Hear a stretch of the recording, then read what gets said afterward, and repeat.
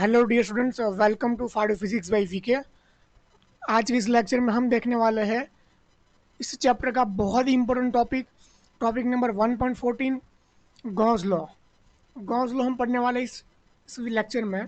तो लेक्चर को शुरू करने से पहले हम रिवाइज कर लेते हैं लास्ट लेक्चर में हमने क्या सीखा था। लास्ट लेक्चर में हमने सीखा था कि तीन तरह के होते हैं distribution: linear charge, surface charge and volume charge. तो फॉर्मूला आपको याद पता ही है, ठीक है। और यूनिट और फॉर्मूला आपको याद रखने थे इसमें। तो जैसा मैंने आपको बताया कि इसमें सिर्फ आपको जो है नोटेशन ही काम का वैसे। तो थोड़ा बहुत आपको इसमें से आना चाहिए, और कुछ नया है नहीं इसमें। तो और शुरू कर देते हैं आज का। तो आज का टॉपिक हमारा बहुत ही इंपॉर्टेंट है, गॉस लॉ। गॉस लॉ जो है, शुरू करते हैं। क्या लॉ था ये? गॉस नाम के साइंटिस्ट ने बनाया था। तो ये क्या बोलता है? तो ये जो इसका यूज़ कहाँ पे होगा? इसका यूज़ जो होगा वो हमें इलेक्ट्रिक फील्ड और फ्लक्स निकालने के लिए इसका यूज होगा। कि कोई भी अगर सिमेट्रिक सिस्टम है तो फ्लक्स कितना होगा, और इलेक्ट्रिक फील्ड अगर हमें निकालनी है तो हम इस रूल का, इस लॉ का हम यूज़ करेंगे, ठीक है। तो बहुत ही यूज़फुल है इलेक्ट्रिक फील्ड और फ्लक्स निकालने के लिए। जब आप चैप्टर पढ़ोगे मैग्नेटिज्म वाला 4 चैप्टर, तो सेम ऐसा ही लॉ आप पढ़ोगे और आप दोनों ही सेम लगेंगे आपको। तो उसका नाम होगा एम्पियर सर्किट लॉ। तो यहाँ पे आप पढ़ रहे हो गॉस लॉ। तो गॉस लॉ का यूज़ होता है इलेक्ट्रिक फील्ड निकालने में, और जो आप एम्पियर सर्किटल लॉ पढ़ोगे वो मैग्नेटिक फील्ड निकालने के लिए यूज में आएगा। तो दोनों को मिक्स मत करिएगा, याद रखिएगा अच्छे से, ठीक है। अब ये होता क्या देख ले थोड़ा। ये जो यहाँ पे मैंने लिखा है, ये मैंने स्टेटमेंट लिखा है। गॉस लॉ क्या बोलता है? तो Gauss law, according to Gauss law क्या बोलता है? गॉस लॉ ऐसा कुछ बोलता है, देखो यहाँ पे मैंने उसको पहले समझ लेते हैं, फिर क्या क्या लिखना है टेक्निकल लैंग्वेज में वो देख लेते, पहले सीख लेते क्या, समझ लेते क्या चीज़ है। गॉस ने ऐसा बताया कि ये एक सरफेस मान लो, क्लोज सरफेस, किसी वाली सरफेस क्लोज होनी चाहिए, ठीक है। होगी क्लोज सरफेस।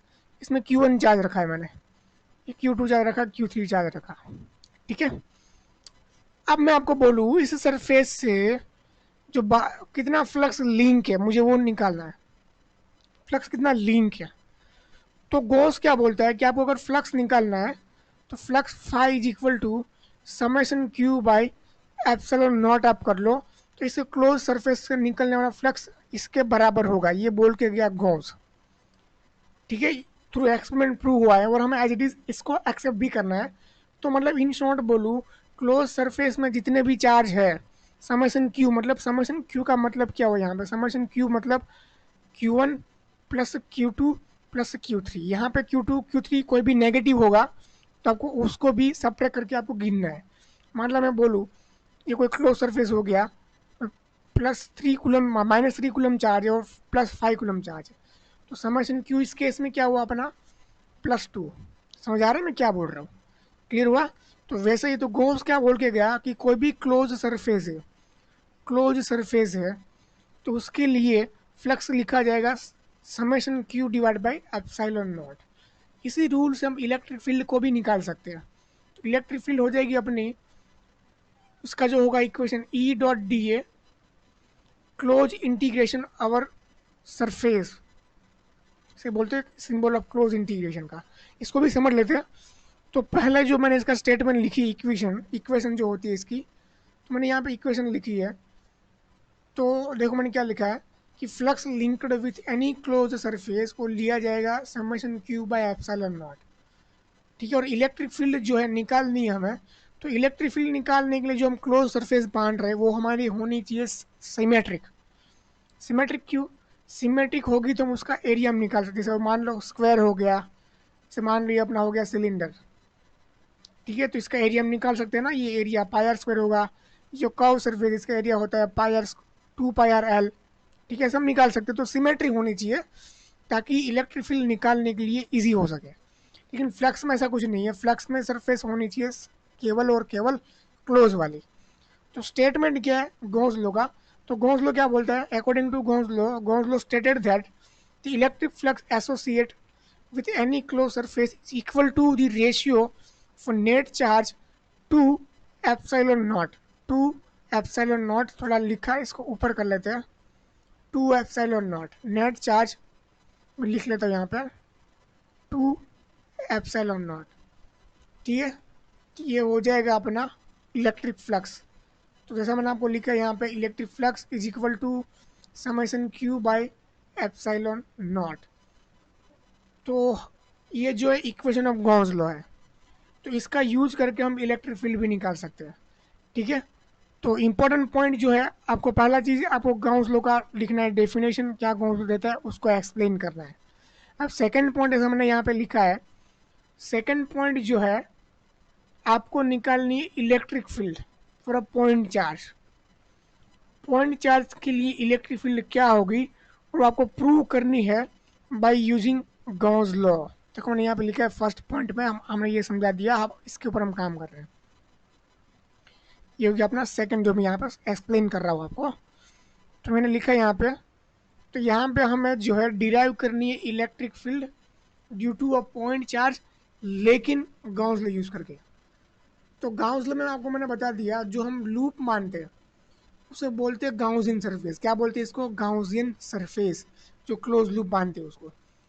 तो क्यू चार्ज से हमें आर अंतर पे कोई फील्ड निकालनी इस चार्ज की वजह से। तो हमने क्या करा, एक सिमेट्रिक लूप मान लिया जो स्क्वायर है। क्या हो रहा है? क्लियर, स्क्वायर है, ठीक है। तो हमने एक स्क्वायर मान लिया। तो अकॉर्डिंग टू गाउस लॉ क्या होता है, E dot D is equal to summation q by epsilon naught. अब समेशन क्यू क्या है? जो गाउसियन सरफेस के अंदर चार्जेस है, जो गाउसियन सरफेस के अंदर चार्जेस है उसकी वजह से इस पॉइंट पे लगने वाली फील्ड वो बता रहे हैं हम, ठीक है। तो ये हो गया। तो ई डॉट डी है, तो ई हो अपना हो गया कांस्टेंट। नेक्स्ट पेज में तो कांस्टेंट ई डॉट डी है, तो ये अपना हो गया summation q by epsilon naught. अब हमें इंटीग्रेट करना है डी एलिमेंट को। डी क्या है? छोटा सा एलिमेंट है, ठीक है। उस स्फेयर का जो हमने माना था, जो हमने स्फेयर माना था उससे छोटा सा एलिमेंट, यहाँ पे छोटा सा एलिमेंट मान लेते हैं, एलिमेंट और जगह पे छोटा सा ये एलिमेंट है, ठीक है। ऐसे अगर इसको हम इंटीग्रेट करेंगे क्लोज सरफेस, क्लोज इंटीग्रेशन, तो ये जो है तो लिखा जाएगा ऐसा। तो हम इसका छोटे छोटे एलिमेंट को हम इंटीग्रेट करते हैं तो हमें पूरा एरिया मिलेगा उस स्फीयर का। तो स्फीयर का एरिया होता है 4πr²। और गाउसियन सरफेस के अंदर जो इलेक्ट्रिक सॉरी जो चार्ज था वो क्या था? क्यू। तो यहाँ से जो 4πr² गया नीचे, तो ये हो गया q by 4πr² into epsilon naught. तो यहाँ से हमें कुछ आश्चर्य दिख रहा है, अरे ये तो कुछ देखा देखा लग रहा है, ये तो हमने पढ़ा था किसी भी पॉइंट चार्ज के लिए कि इलेक्ट्रिक फील्ड क्या होती है, तो कुछ बिल्कुल वैसा ही हो गया। तो पॉइंट चार्ज मतलब जो सीखा जो समझा वो क्या है? सही है। तो electric field for a point charge होती है के क्यू आर एस, ये अपना हो गया के। तो electric field is equal to हो गया के क्यू बाय r²। अब कुछ नया तरीका सीखते हैं इसका। देखिए मैंने आपको यहाँ बताया था कि ये चार्जेस जो है, ठीक है, ये जो चार्जेस है तो इससे हम इलेक्ट्रिक फील्ड भी निकाल सकते हैं ना।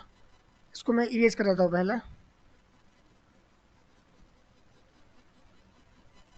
तो इलेक्ट्रिक फील्ड भी निकाल सकते हैं। मान लो ये हमने लूप मान लिया, स्क्वायर उठा लेते हैं, गलत आ गया स्क्वायर, स्क्वायर उठा लेते हैं, सॉरी स्क्वायर नहीं सर्कल, ये आ गया सर्कल। तो देखो यहाँ पे क्या कर रहे हैं हम, मान लो ये हो गया अपना ये क्यू चार्ज है, Q1 Q2 Q3 चार्जेस है यहाँ पे, है ना। बाहर में रख रहा हूँ Q4 Q5। अब मैं आपको बोलूँ इस सर्कल की जो रेडियस है, मान लो सर्कल की रेडियस जो मैं आपको बोलूँ इस आर है, कितनी है? सर्कल की रेडियस है आर, तो रेडियस हो गई आर।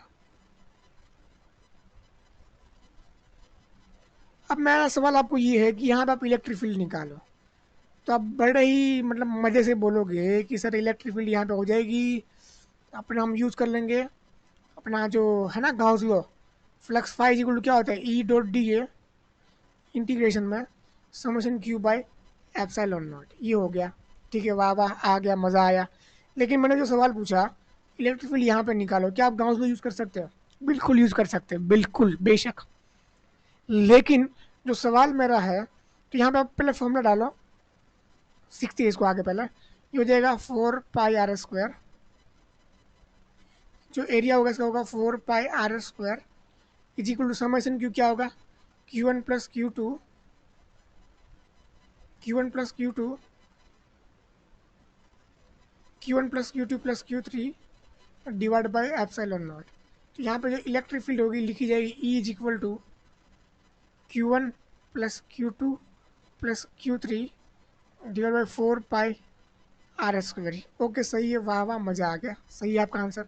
अब मेरा सवाल आपको ये है कि इलेक्ट्रिक फील्ड जो यहाँ पे मिली वो कौन से वाला चार्ज की वजह से है?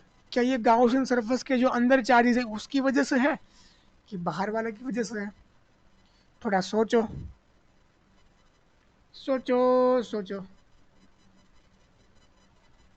तो कुछ नहीं, इलेक्ट्रिक फील्ड जो ये सभी चार्ज की वजह से यहाँ पे है। समझ आ रहा है मैं क्या बोल रहा हूँ? तो इसमें मार मत खा जाएगा। ये जो इलेक्ट्रिक फील्ड मिली है तो यहाँ पे मिलती है वो सभी चार्ज की वजह से, जो अंदर है और जो बाहर है उनकी वजह से यहाँ पे जो इलेक्ट्रिक फील्ड मिलती है नेट, वो ये चीज़ है। ठीक है, ये आप पढ़ोगे important points of Gauss law, next page में देख लेते थोड़ा। ठीक है, कि वही चीज़ हो गई। यहाँ पे देखो हम गाउस लॉ जो एनसीईआरटी में आपका एग्जांपल एक्सप्लेन किया हुआ है गाउस लॉ का, उसमें क्या करा है, फ्लक्स निकाला हुआ है। एक इलेक्ट्रिक फील्ड जो है, यूनिफॉर्म इलेक्ट्रिक फील्ड जो है कुछ एक्स दिशा में है, पॉजिटिव एक्स दिशा में ले लेते हैं, पॉजिटिव एक्स दिशा में कुछ ऐसे दी है। तो बोला है इस सिलेंडर, ये क्या है अपना सिलेंडर है, इस सिलेंडर में कितना फ्लक्स पास होगा। ठीक है, ये सवाल पूछा है। तो फ्लक्स कितना पास होगा उसको निकालने के लिए हम यूज़ करेंगे गाउस लॉ। गाउस लॉ हम यूज़ करने वाले हैं। ठीक है, गाउस लॉ भी वैसे यूज़ कर सकते हैं, कुछ नई चीज़ नहीं है, लेकिन उससे भी आसान तरीका जो फ्लक्स हमने सीखा है। फ्लक्स क्या होता है अपना, फ्लक्स अपना होता है flux phi is equal to, flux phi is equal to E into area, E into area. तो यहाँ पे देख लो तीन तरह का एरिया है। ये एरिया नंबर 1 जो फ्लैट सरफेस ही है, पूरी फ्लैट सरफेस। ये एरिया नंबर 2 वो भी फ्लैट सरफेस है। ये कर्व एरिया है। ठीक है, तो हमने फ्लक्स में सीखा है कि ई इंटू ए, तो ई इंटू ए कॉस थीटा होता है ना। थीटा क्या है, एंगल बिटवीन ई एंड ए। तो फ्लक्स, टोटल फ्लक्स इन तीनों के साथ जो लिंक होगा, फ्लक्स F1 कर्व सरफेस और F2। तो F1 जो ये वाली सरफेस है, यहाँ पे आप देखोगे इसका एरिया वेक्टर जो है, तो इलेक्ट्रिक फील्ड की दिशा में है ना एरिया वेक्टर। तो थीटा क्या हो गया 0, तो को 0 हो गया 1। तो ई इंटू ए, इसका एरिया हम मान लेते ए, क्या मानते हैं ए, मान दिया ए, क्या दिक्कत है मानने में। तो ई इंटू ए मान लिया।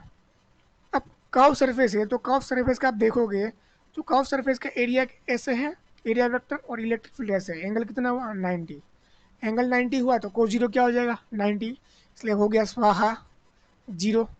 ठीक है, बिल्कुल 0।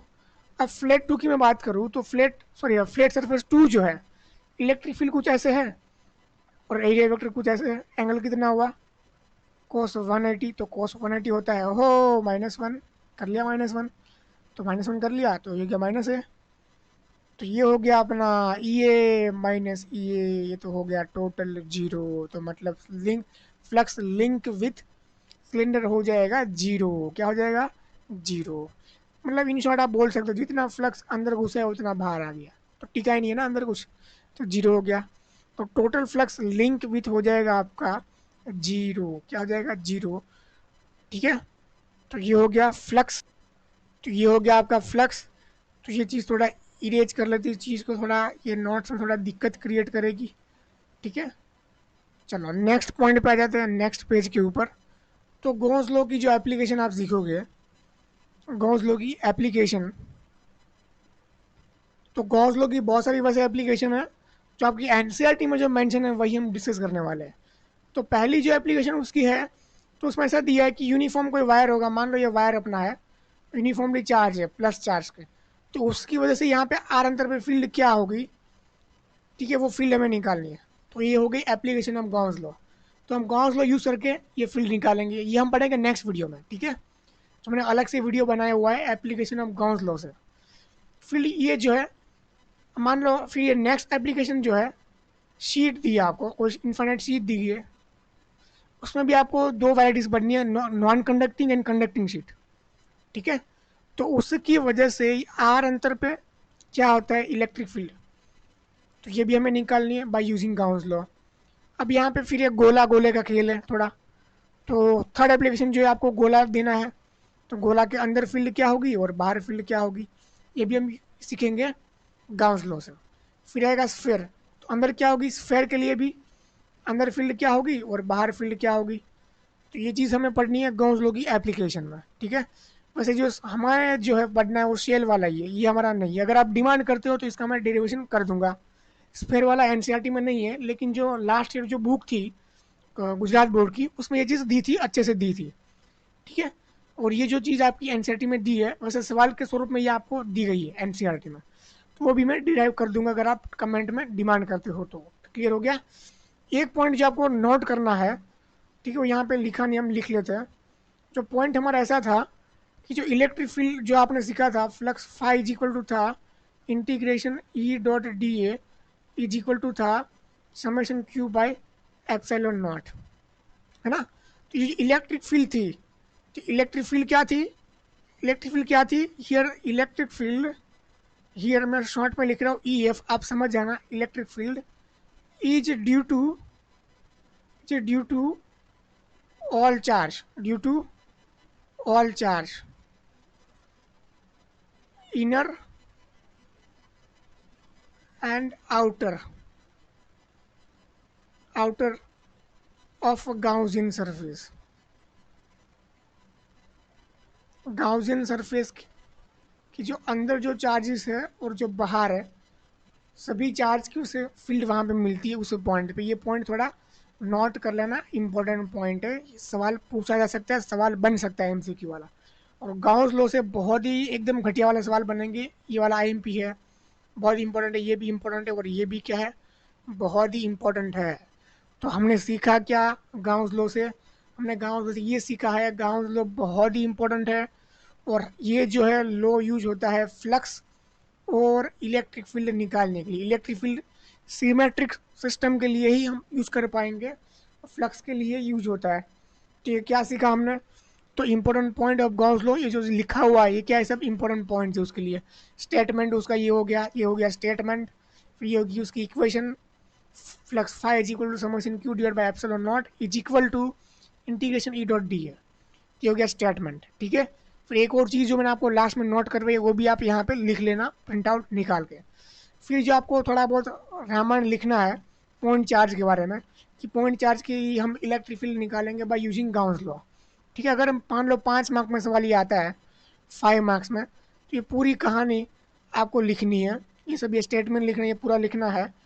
ठीक है, एप्लीकेशन नहीं लिखनी है, एप्लीकेशन के सवाल अलग से ही बनेंगे, तो वहाँ पे आपको डिस्क्राइब करने की कोई ज़रूरत नहीं है, सिर्फ इतना लिख दो। और पॉइंट चार्ज के लिए आप फॉर्मूला डिराइव करके आ जाओ और ये चीज़ लिख दो, तो ये आप 5 मार्क आपको देने से कोई रोक नहीं सकता। समझ आ रहा है मैं क्या लिख रहा हूँ। तो ये हो गया पूरा गाउस लॉ। वीडियो को लाइक करना, शेयर करना, सब्सक्राइब करना बिल्कुल मत भूलिएगा। ठीक है, थैंक यू वेरी मच।